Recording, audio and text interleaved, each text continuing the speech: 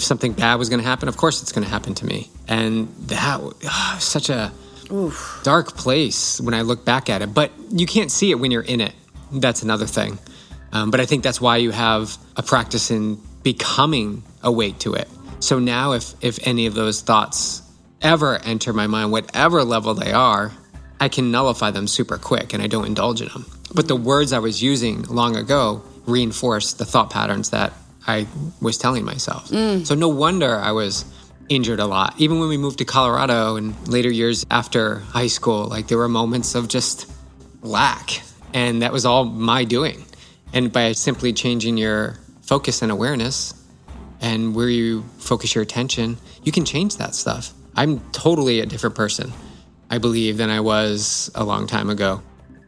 We always have kind of like the rando person that just kind of hooks on. And on the first day, it was our new friend Bev. And she said, well, are you going swimming? And I was like, well, we're actually going to meditate first. And she was like, okay, like just totally up for it. So I love that. Like so many people are up for this and open to this like breath practice and meditating. And for athletic performance, well, I just wrote a whole book about it, but for athletic performance, there is nothing more superior for training the mind than meditation.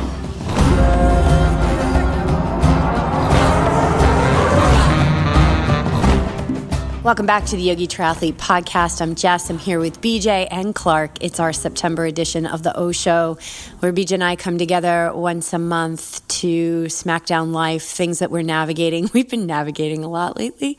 And just come together, answer questions and curiosities that you guys drop to us, and reflections on racing and strategy, some things we're going to get into today. Welcome to the show, everyone. Welcome to the show, my love. It's great. Great to be here. Yeah, great to be doing this again. Landing, talking to you for a few minutes, sitting still. We've been moving quite a lot the past few weeks. Yeah, we've been in the Ironman Santa Cruz hustle, which has been lovely, but it's an energy expenditure for sure. We returned last night, actually fairly early, even with a stop. I have some family actually that lives in LA, so we stopped and had a nice visit, and then actually we're home by like 4:30, which is pretty incredible because so many times we're like blasting like 80s and 90s music at like 11 o'clock trying to get through LA and get home. But I'm feeling that energy expenditure and pushing through the drive, and then also like getting up every day at 3 o'clock, 4 o'clock, 5 o'clock. 5 o'clock now feels like sleeping in, and it's a lot, but it was a great weekend. So much fun. Yeah, it was good to be there with community and to meet new people. So people on the team, but also people who follow us and came to your book signing at Verve Coffee. That was cool. And then finding and discovering Honeybee, this amazing restaurant, which is just a block from, or the next street over from Verve Coffee, which we went to last year. And if it wasn't for Meg, we would have never really gone to explore that. Who's Meg?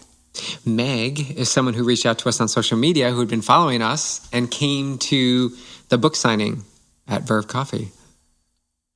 And then she came to our meditation the next morning on the beach and brought us this incredible orca stone from the bottom of the ocean that we put in the center. And like we did a meditation before the practice swim on Saturday morning. And we must look like it's just so against the grain, where there was, I don't know, maybe 6 of us just sitting, and I was leading a meditation, and there's all these wonderful triathletes around us putting on their wetsuits, getting ready for swims, reconnecting with people. And it's like, it's loud, and there's volleyball going on, and there's music playing. Mm-hmm. And, there's a lot of unconscious behavior going on and a lot of fun going on. And it's like the perfect place to stop and get still in the middle of the motion. And those folks that sat with us that day, the yogis, and did that meditation in the midst of all of it, like I think that's incredible strength and bravery to literally just sit still and live against the grain when it's so easy to just kind of get caught up in the fun and the excitement of it. But if we're not getting still in the midst of activity around us, we're never going to know how to really find that inner calm, because we find it in stillness, through stillness, and we have to stop.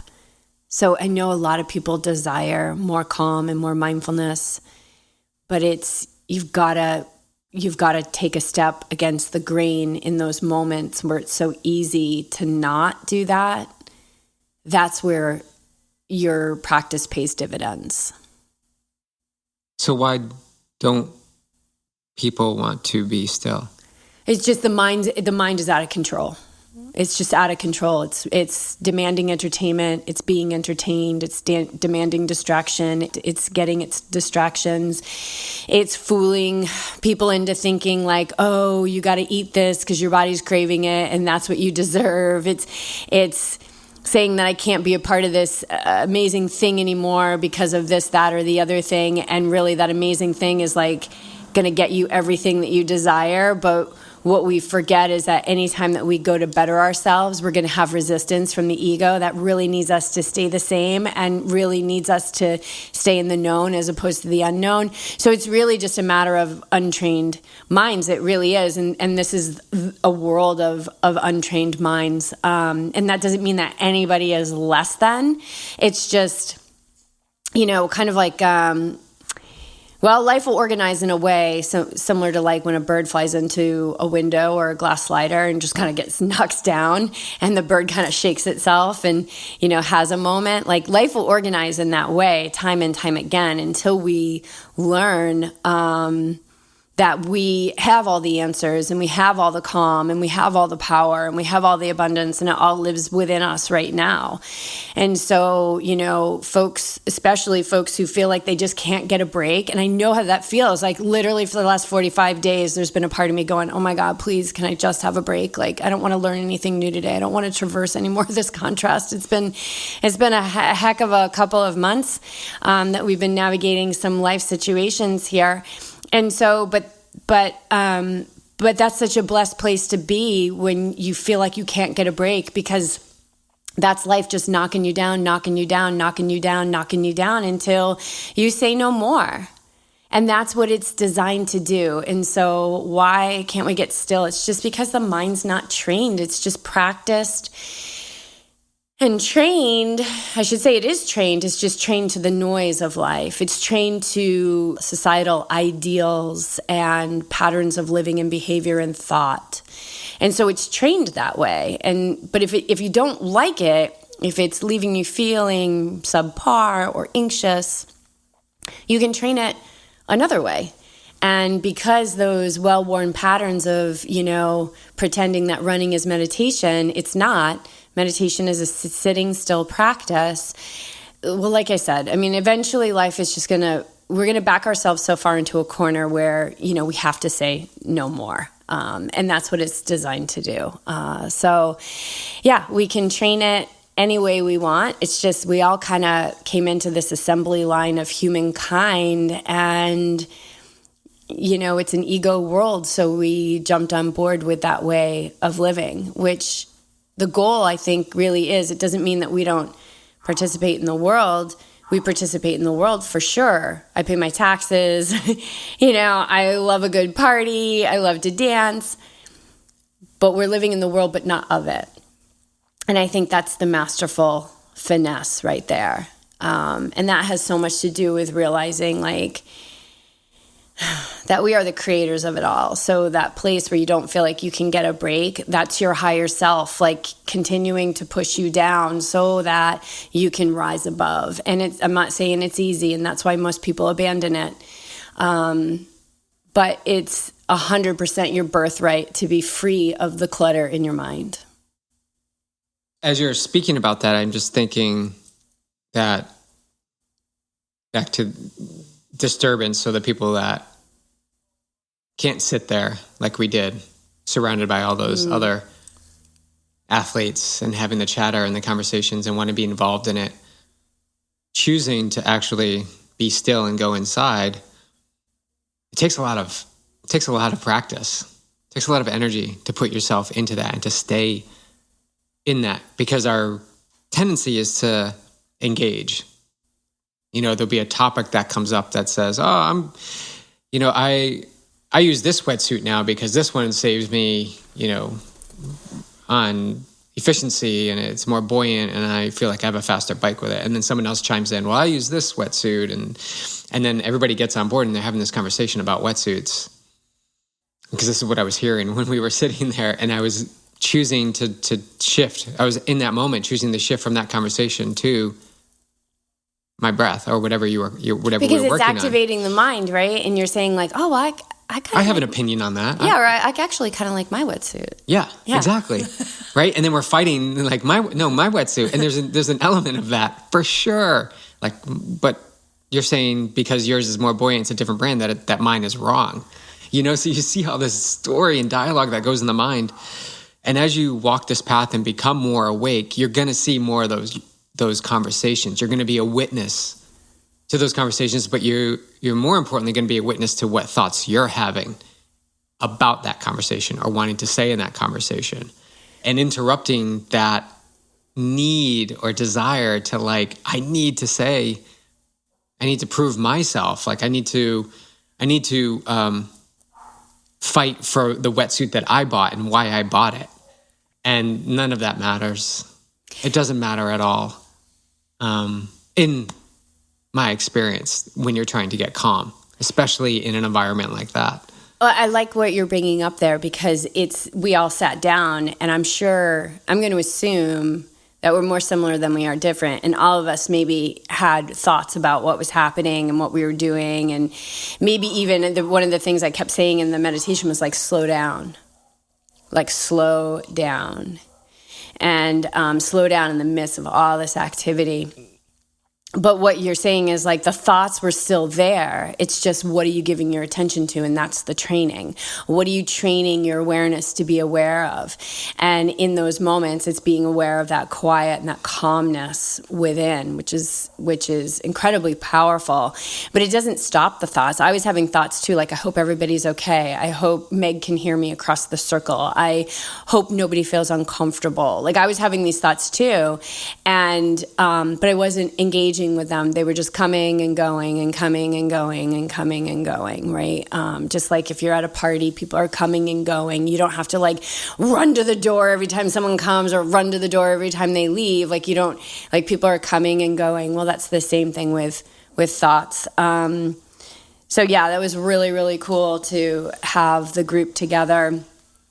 Meditating together. And so we did that a couple days in a row. And we always have kind of the rando person that just kind of hooks on. And the first day it was our new friend Bev. And she said, well, are you going swimming? And I was like, well, we're actually going to meditate first. And she was like, okay, just totally up for it. So I love that.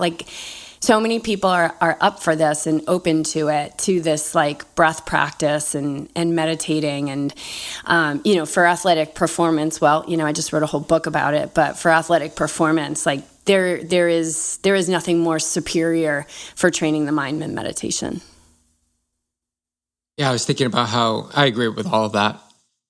And I think it translates, I know it translates right to your performance on race day. I just recall being at the swim in the corral. I had done my breathing exercises. I ran along the beach. I got in the water a little bit, and I'm standing there, and I'm 6 rows back from the start of the race, super, super close to the front. And just feeling all the energy and anticipation of everyone around me and the conversations as I continue to go in, as I continue to focus on my breath and shift from everything that was happening outside to what I needed to do inside. And I remember so clearly just standing there doing the tense and release, breathing in that 50% in, then another 50% in, and then tensing everything up and holding that and then letting it go and feeling this extreme ripple effect of calm.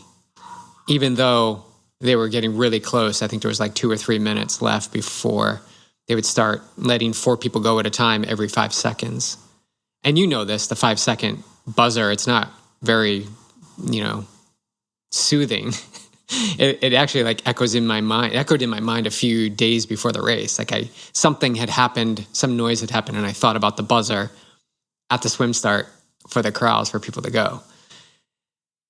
But in Santa Cruz, I was super calm, and I had a quick moment of like all the things that could pull me out of this experience: the cold water, the fog, potential fog that rolled in on Saturday, the chatter, the lack of swimming volume and intensity that I've done, any sense of fatigue that was in the body from a restless night's sleep. There were so many things that could have pulled me out of it, but I continued to just be calm. And I believe that's a benefit of doing the constant breathing practice, of pulling my attention away from anything that's not helping, because it wasn't helping.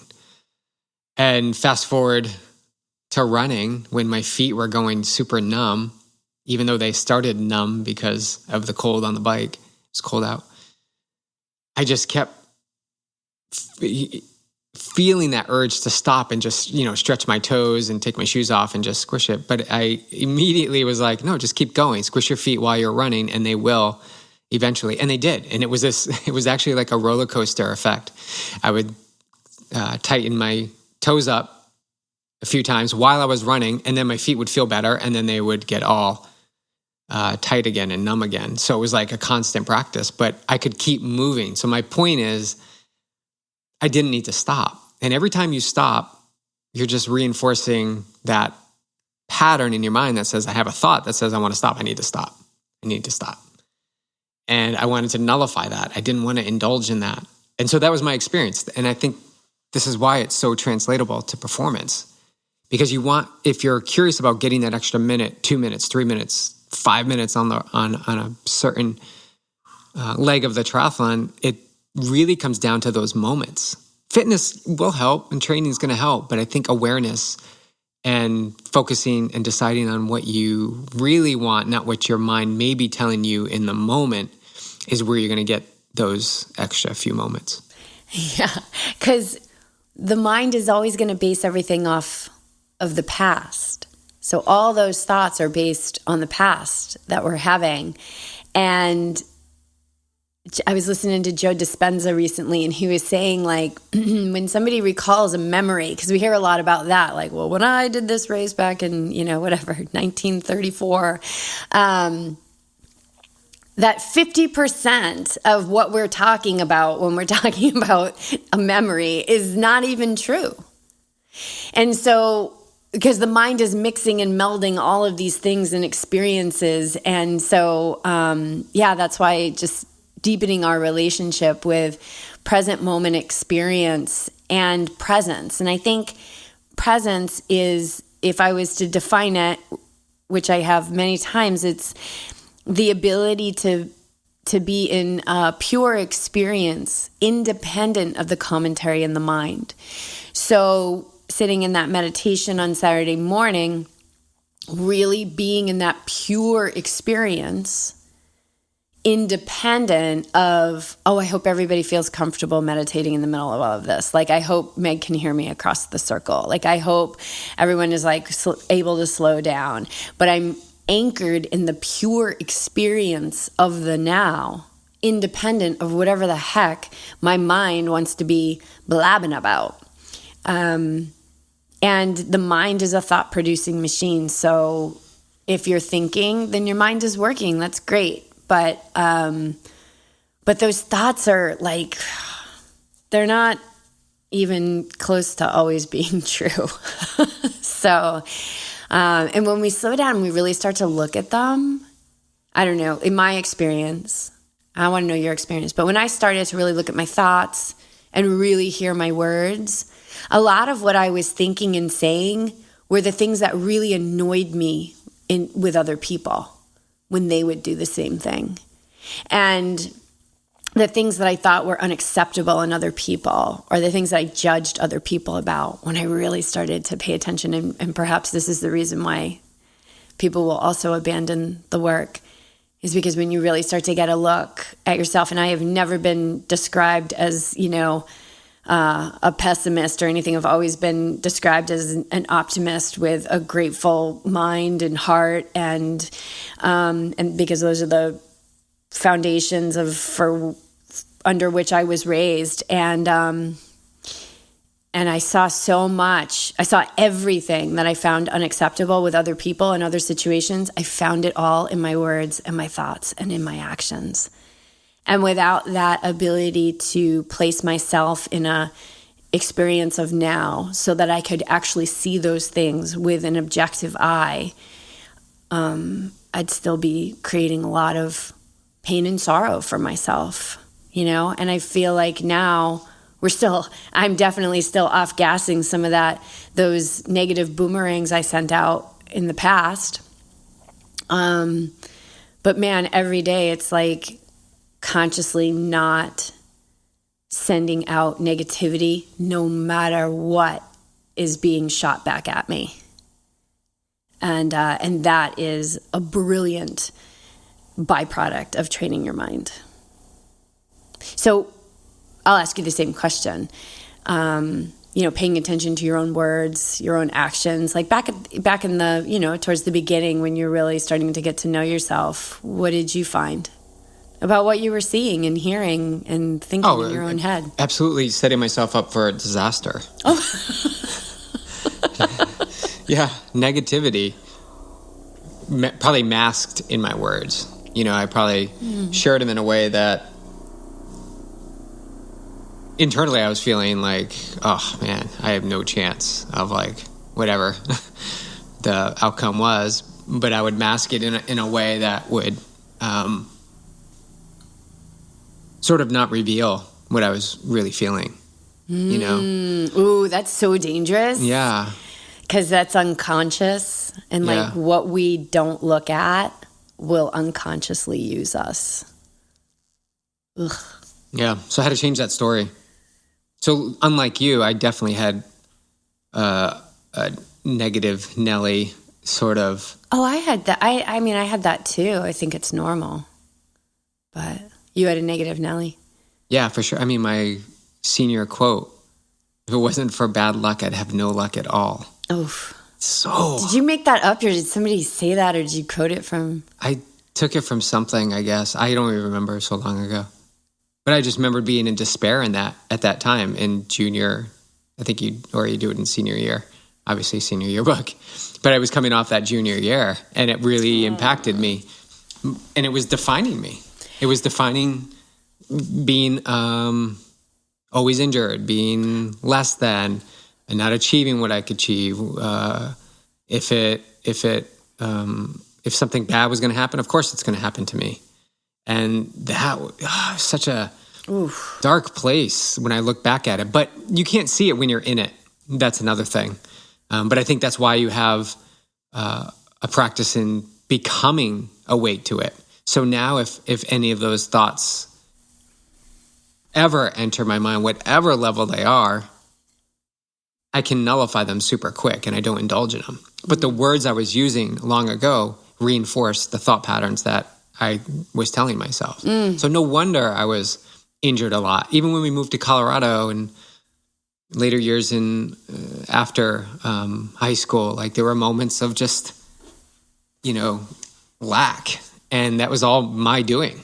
And by simply changing your focus and awareness and where you focus your attention, you can change that stuff. I'm totally a different person, I believe, than I was a long time ago. And that all has to do with mindset, because it wasn't location. It wasn't a geographic at all. And, I was able to do this in a really trying, challenging time in my life back east. So yeah, I definitely had that voice in my head and thoughts in my mind. But it's good to now be free of that.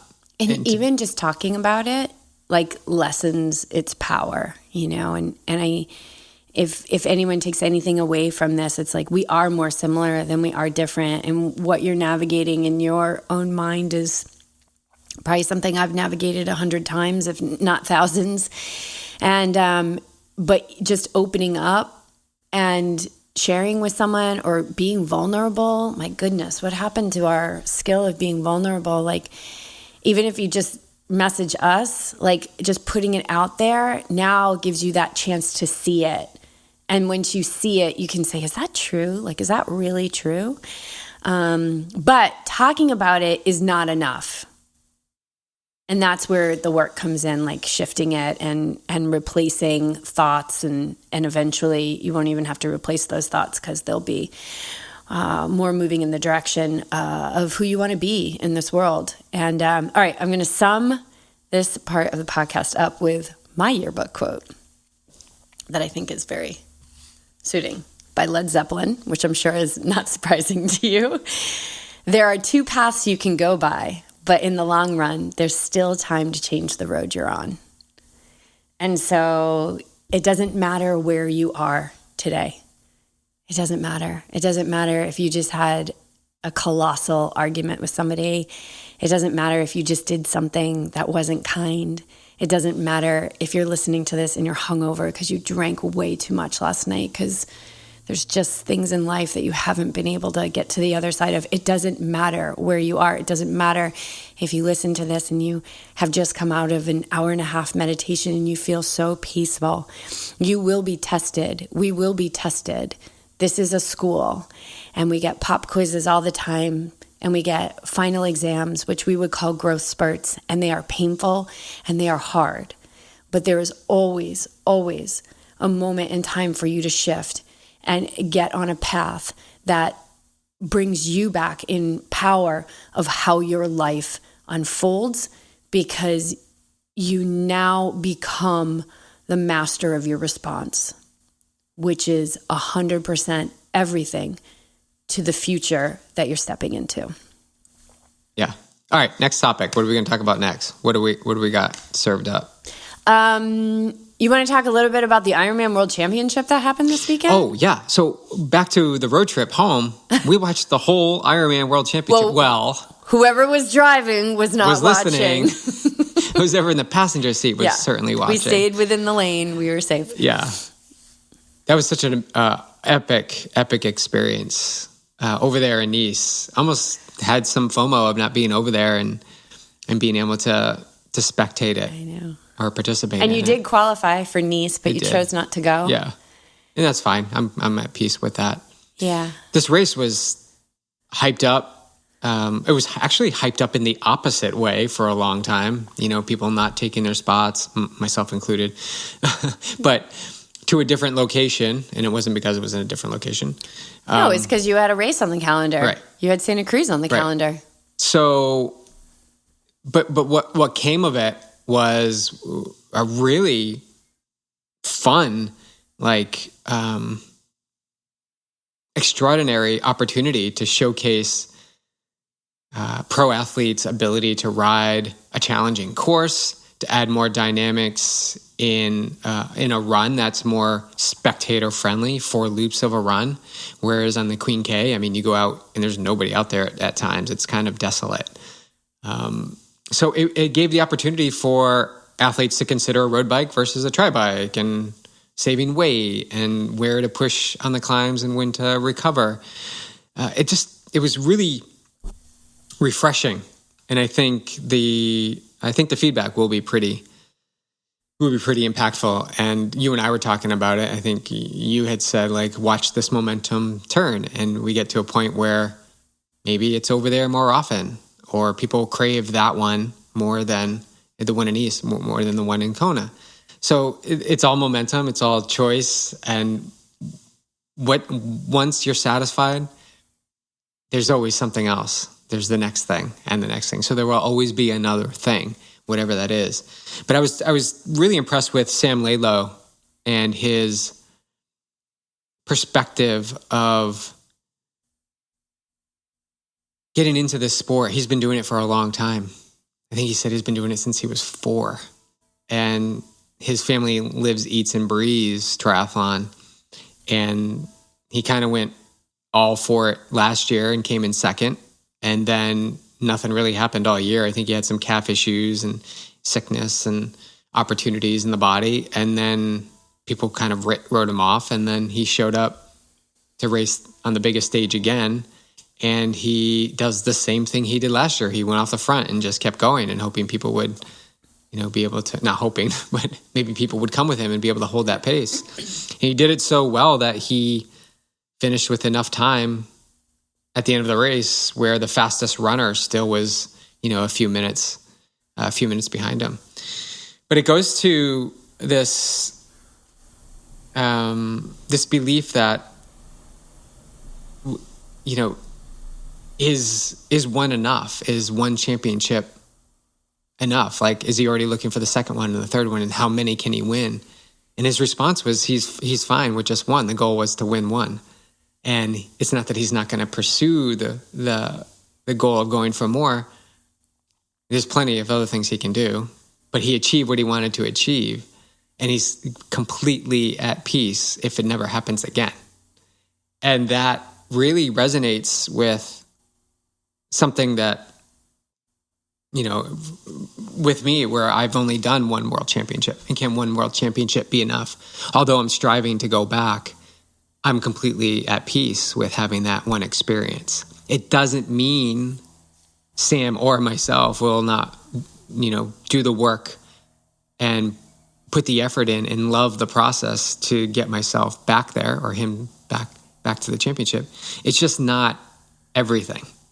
And I think that sort of pokes a hole in society's belief that how could you not want more? You're at the height of the game. Like, keep going. Like, you got to get as many as you can. It's this lack mentality. Like, you'll never have that experience again. So you better get it now. And I love that. And I know he's outspoken in other realms. I think he's more the guy where you either love him or hate him, I guess, is what he's been sharing. But I love his perspective. I love that it goes against the grain. And I think that's something we stand for, going against the grain, where you're really going to butt up against old habits and old beliefs and societal's beliefs. And you're going to be questioned and you're going to be looked at a little bit differently. But I don't see any other way. I find joy in this process, in this journey, and on this path. So he just inspired me a little bit in that conversation and with his race performance over there. So what does it inspire you to, like, this is a question you would ask your athletes. Like, what action does it inspire for you, or belief or thought process? Just keep going. If I'm enjoying what I'm doing, why would I stop? And if there's room for getting curious about where I still have attachments, I think that's where I see what he inspired in me. Like, where am I attached?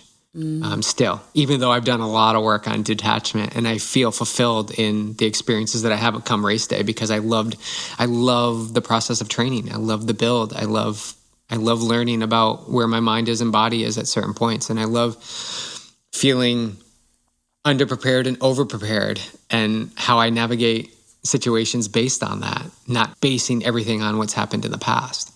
So yeah, he inspired me a little bit to get a little bit more curious about that. Yeah, it was What's your takeaway from? I just love I just love the excellence,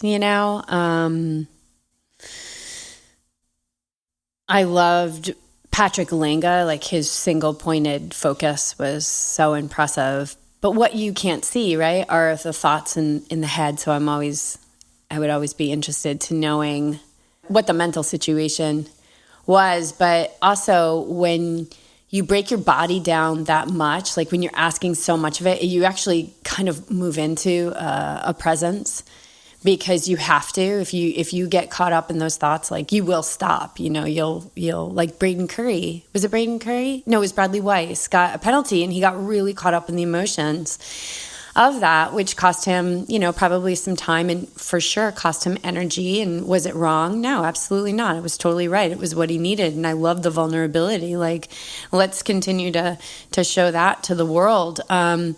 But yeah, I mean, I love the excellence. I love the strength, like seeing Sam just go for it. And I think that's what it takes to win. So if you want to go to Kona, if you want to win your age group, like, you have to risk it. You have to risk it. And you risk it in a way where it's not reckless.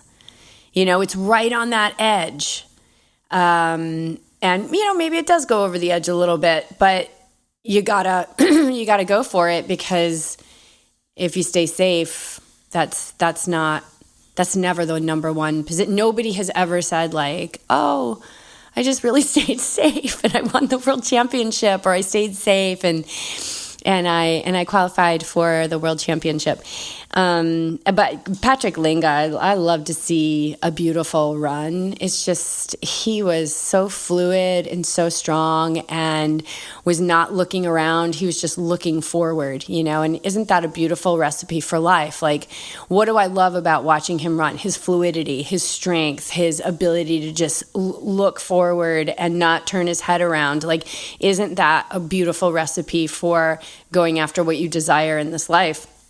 And also, like, he was going to the end. Like, he was going to keep Sam on the limit the whole time. Like, he wasn't like, okay, I passed Rudy, so I'll just get into third. I've already won it a couple times. Like, then he passed Magnus. And then, you know, he wasn't that far behind Sam. And if there was more real estate, he was running faster than Sam. So I loved that. Watching him just as a machine, you know, the body. But the mindset had to have been pretty focused, because to get a body to perform like that, you can't be falling apart mentally. But I love that. I love the excellence at the top end of the field. I think it's really beautiful. It's really beautiful to watch. And he set the record, Ironman. Oh, he did? Fastest run, 2:32. Patrick Linga. At World Championship or on that course? Or I think it's just World Championship. Wow. Yeah. I know it's a different course, but than Kona, but still 2:32, that's so fast. So speaking of race strategy, you know, you've been racing now for a long time, and you race, right? And I do too, to my own degree where I am in the field. But coming off of Santa Cruz, you had a top 10 finish. I know your desire was higher than that for sure, but pretty impressive out of, you know, hundreds of people to be ninth fastest on the day. What have you taken away from that race? And we are going to do a SmackDown with, we'll see who comes on. We haven't organized it yet, but that will be more about them than it is about, you know, you. So let's shine the light on you for a moment here. What did you take away, more information or things that you would do differently as far as strategy around racing? Yeah, because there is an art to racing that you need to paint. There's this canvas out there that's just blank when you've done all your training, kind of like what Patrick was in. He had never done a 70.3, so he's got this blank canvas. Patrick is one of my athletes who is on our team, who lives up there, actually, in Santa Cruz. I think he lives off the bike course. And he had done his first triathlon in Santa Cruz, a short Olympic one, similar course. And then this was his second triathlon, his first 70.3. Yay. So great. So great. I hope he's listening to this, to spend time with you, Patrick. I just adore you. And I hope I get to spend a lot more time with you. Well, we're going to Malibu. Oh, yeah, Malibu. Yeah, Malibu. Yeah, racing, it takes time, I think, to find your recipe for success. And a lot of that has to do with what we talked about, which was presence and patience and trust and going for it and being willing to fail, but also being willing to succeed. And my racing has taken many forms over the years. And now I'm at a point where I'm fine-tuning things in my race experience. The preparation is dialed in. Looking back at times I've done 10 or 15 years ago, and I'm pretty similar in respect to what I've done before. So consistency is not the problem, or I shouldn't say problem. It's not the really opportunity, but racing is that race environment, putting yourself in it. One example was the swim, where I haven't done the volume. And what I took away from it is, I can do half the volume and spend less time in the pool. And because of my experience in open water and navigating and sighting and being comfortable, I can come super close to a swim PR every time. What was your swim there Last year. It was under 30, It was 29 and change. Okay, so you did what, 30:03? 30:03. So not that far, less than a minute. And I did a lot of swimming leading into that because I had that big season last year. So I think, again, it shows you don't have to drag the past into the future. You can have a completely new experience. And then on the run, I learned I can run pain-free again. That was so joyful. I think there's a lot of people probably listening to this right now that are saying, I just want to run pain-free. Because I too would hear that from runners and triathletes, like finally able to run pain-free and I'm hitting the paces and efforts I could do. And I experienced that on Sunday, and I experienced that in the lead up to this race. And so my message to you, if you're listening here, is saying, I want that to be me. Stay focused on that. It will come. Do the things that are bringing you back into health in the body. And for me, that was working closely with Lawrence Van Lignen of Inner Runner, doing his Monday mobility, going up to see him when he actually lived here. Boulder just got a big bonus with Lawrence moving there. And doing that religiously every day in some form and before runs, and paying attention to the body and the hips and the activation and recovery and, of course, the mindset. And believing. I believe I would get myself here, and I believe I'm going to take myself further along. And the evidence isn't there, but I believe it will come. And belief is all that matters. What you believe is usually what you'll achieve. So I play in that realm of possibility, of curiosity. And on this run, I'm, number one, grateful that I had no sensation, except for my numb toes, something I can work with. But nothing in the body. That was really, that was a big win. And then second, there were moments there I was indulging in like, I just need to ease up a little bit. And someone would pass me and I got on his heels and I hung with them as long as I could for that 20 or 30 seconds. And then I fell back into a faster pace than I was running. So many good takeaways from it. Also opportunities on the bike, going out really strong and then not being able to bring it home. I lost some time. And I think that if you're racing, you need to finish, you need to seal the deal. You need to bring it home. And I was unable to do that on the bike. So something I'll work with. It's not that the workouts and training and efforts and stuff weren't helpful. It was just in the moment, I was unable to push power. Some lack of activation in my high hamstring and glute just took over, which I've had randomly in the past. So it's body work for me. But in the moment, this is what's so great. I just dealt with it. I was like, okay, I feel this. You're not me. I can continue to push. That's very painful, but that's okay. That's okay. I'm not the body. And I would do the best I could. Where do you feel like you took some risks? On the swim. I just went for it from the start. I just kept, I didn't do any. Normally I'll have like one or two moments when I just kind of like, okay, settle back. Like you've got a bike and a run ahead of you. I just went for the swim. Like if the swim was the only thing I had to do, that's what I was doing. And that takes a lot of presence and patience to keep moving forward. Same thing on the bike. Like you want to sit up, you want to ease up, especially with the packs of cyclists. Like you have the opportunity to not indulge in the drafting and you fall back, or you have to surge past, 8 to 10 riders and put in a huge effort only in knowing that they're all going to come back past you again. So the mind plays tricks on you. It's like, I know they're going to pass me. Is this even worth it? Of course it's worth it because you're cycling faster than you would have. So I played that game. And then on the run, like I was saying, I just pushed. And especially the final 5 miles, I was running with this guy, Steve, from the Santa Cruz Triathlon Club, who I ran with out for the first few miles. And everybody seemed to know him. They had a big group of cheerers out there, support. And I kind of ran past him at mile 3 or 4 from what I remember, or 5. And I didn't see him again until we got out of the Wilder Ranch. And we were running together again. And he kind of just kept about 5 to 10 feet ahead of me. And so I just hung with him the whole way in. So I kind of took the support of all the crowds cheering for him, his local community, and used that for myself. And I just, targeted his back and just stayed there to the end. So there's moments in racing where you have to really ask what the truth is of the situation. It's really important to do that. That's how you benefit from all the fitness that you've worked on in training. You have to separate the two. So that was a big win. And to finish really strong, I felt like my body felt good, my mind felt good, and I was excited to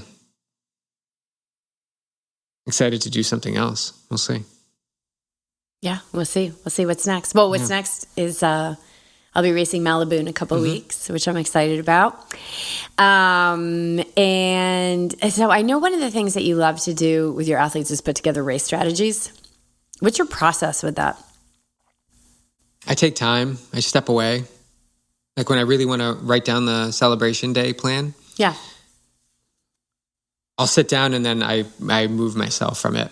Like I'll put some space in between it. Like even go into meditation and kind of like, it's sort of like a thinkitation, kind of like, what do I want to get out of this? Or what do I want them to pull away from these guidelines? And what are the words that can come through me onto the paper that will help connect them to what I'm exactly talking about in my race experiences, which is that next level, that belief and trust. And so I love to step away and then come back, and then it's like a flood of like, okay, and I'm like typing, and they don't take that long because it just comes in. So like 5 or 10 minutes and I'm done with the race focus. And sometimes it's really detailed, and other times it's just let them fly. It's literally like show up, get calm, do the breathing exercises, and then use this mantra to stay present for the entire race. And so it ebbs and flows. It depends on who the athlete is and where they're at in their process. But I love doing these. I always loved getting our little notes from Craig Howie when he was our coach back in Colorado. And he would just drop a note, 100% belief in both of us, because he was both our coaches. And yeah, I just remember how meaningful that was. Yeah, it's like I love them too, right? Like it's like you've got your coach with you there on race day, and if you honor that strategy, at least with you, BJ, I've seen that when the strategy is honored, the success is inevitable. But you gotta, yeah, and it depends on what it is, right? Some people are more seasoned and experienced, so they can have a little bit more freedom. Other people, it's like, follow this. And, but yeah, it's such I know you love to do that. And, I see you take time and presence to do that for your athletes. It's beautiful. So, and how is it to race out there with your athletes? I love that. I do. I really do. And with Melissa. I've never raced with Melissa. Oh, yeah. Coach Melissa was out there. She's going to be on the SmackDown, I think. Yeah, we'll get her perspective. I got some questions for her. Quite the adventure getting from Pennsylvania to California. But I think she passed her tests with flying colors. Yeah. All right, cool. So a couple more things before we sign off. A lot of people that even listen to this podcast, a lot of you may not even identify as like an endurance athlete or whatever. Just to be clear, I think if we're in a human body navigating this education of life, that we are multi-sport athletes for sure, right? Enjoyers. Yeah, enjoyers. I love that.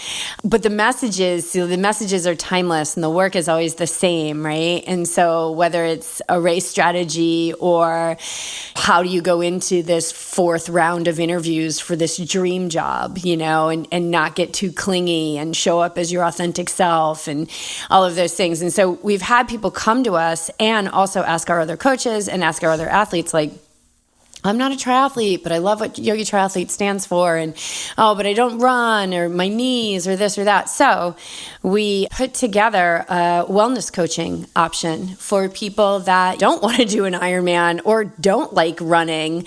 And we're going to continue to expand this offering. But I just wanted to introduce that the wellness coaching that we now have up on the website, we list, what's included, and I specifically say included as you desire. So it's like an a la carte, right? And if there's something on the list that we identify as a pertinent service for you, then we just throw that in.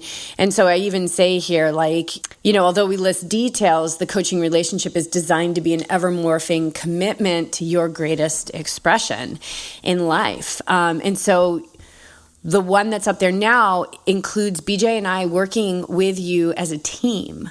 And that can be through physical training with BJ and access to Training Peaks. It can also include custom mindfulness practice, goal setting, ongoing support through text and email, nutrition, lifestyle guidance from influences of yoga and Ayurveda, includes 4 virtual sessions per month. And, maybe somebody just wants 2, but they want to add, this is flexible, this is open. But the thing is that you have a team working for you and working with you. So we have some different options, 3-month commitment, 6-month commitment, and then also that you can work with either BJ or me individually with wellness coaching. But so I just want to take off the table that you don't have to be a triathlete. You don't have to identify as a runner to indulge in a life of longevity and well-being, and that we have stumbled upon a recipe that has been our life for a very long time. And it's a very healthy, really powerful life where, you can truly act from your authenticity no matter what is coming at you. And that you can let go of what other people believe you to be or what their opinions are of you. And none of this is easier, but man, those tools get so sharp that it does just become this effortless action that you remain high level no matter what. And high level, that doesn't have to mean achievement in modern day sense, but high level that you're not really getting sick anymore. You're waking up feeling better. You're sleeping better. Things that used to spark anxiousness are gone. So wellness, overall longevity and wellness in your life, because you want to live well. You don't want to just live long. So that is a new option on the website. And so look for some expanding options with that. But I'm pretty excited that, we've always talked about we want to be inclusive. And so anyone can join the team. And this would also put you, the wellness coaching would put you in that team environment. So yes, so we'd love to welcome you on if being an athlete or feeling like you're an athlete has been a hurdle. We are here for you in every sense for your wellness and your highest level of health, because it's your birthright. And then Patreon, we did launch some new tiers. I want to thank everybody for standing by us and helping us to keep this podcast commercial free. I can't stress this enough. We cannot do this without you. If you've been listening to this podcast for a while and it's on your heart to make that pledge, please do. We're coming up on releasing season 4 of the Awake Athlete podcast, which is free and commercial free. And it costs money. Every single month, it costs money. And I need to get season 4 produced. I get to get it produced. And so you can join for as little as $5 a month for the month of September. If you do $10 a month and you pay for it a year up front, which gives you a discount, we'll send you a signed copy of Awake Athlete. And there's also a really special tier on there for a podcast sponsorship of this very show, the monthly O Show. For those of you that are entrepreneurs, those of you who have small businesses, if you want to share with the community, you can sign up for that tier and be a sponsor sponsor of the O Show. And know that once you get onto Patreon, you can move around. You can do the $20 a month and get the yoga video. You can hop into a Wake Athlete tier for $65 a month and do that for a month and see how that feels. And maybe you want to sponsor the podcast, so you pop up, or you want to do a one-off yoga session. All of these things are options. Like, you're not locked into anything. You can come and go, and you can move around within the community, but it's incredibly foundational to the life of this podcast and the Awake Athlete podcast. And we are so, so grateful for all of you who have supported us through the years. And I just don't even feel like the words can say how I feel about your support. We're incredibly grateful. Yeah, so we should probably wrap this up, get on with our recovery from the trip and everything that we've been putting out there, and get on to the next thing. So next thing will be Malibu. So if you're in the area and want to come and hang, I'm not racing. Clark and I will be there hanging out Saturday, September 29th, 28th, something like that. Oh, for Malibu? Yeah. It is... Well, after the race, the Olympic distance is in the morning. After the race, they'll do a little break, and then the Super League Triathlon will be having their second to last event this year, which is, if you don't know what Super League is, please go check it out. It's a new format for triathlon. Super exciting, super quick pace, super fast, entertaining, some amazing professional athletes who are most, if not all, are going to be towing the line to get to the Olympics next year in Paris. And the commentating is just, killer with Will McCoy, who we had on the podcast. So, so come up there if you're around, come spectate. Clark and I would be happy to see you. And when is the date? It's Saturday, September. God, April was like, I'm like, April. It's not April. Saturday, September 30th is the Olympic distance. So I'll be racing, and then, we'll be hanging out and watching Super League and chilling with Clark, and making a day of it, and then heading back to Carlsbad. So, come on out, or let us know if you're racing. We'd love to meet up. Oh, yeah. It's a great time for me to deliver books too. So let me know. I'm currently walking around with a box of books. Backpack of books. Although I did get stopped at Santa Cruz by our friend Lynn, and she was like, I need your book. And I'm like, I should totally have one in my backpack right now, and I don't. So lesson learned. Hope to see some of you, all of you, any of you up there.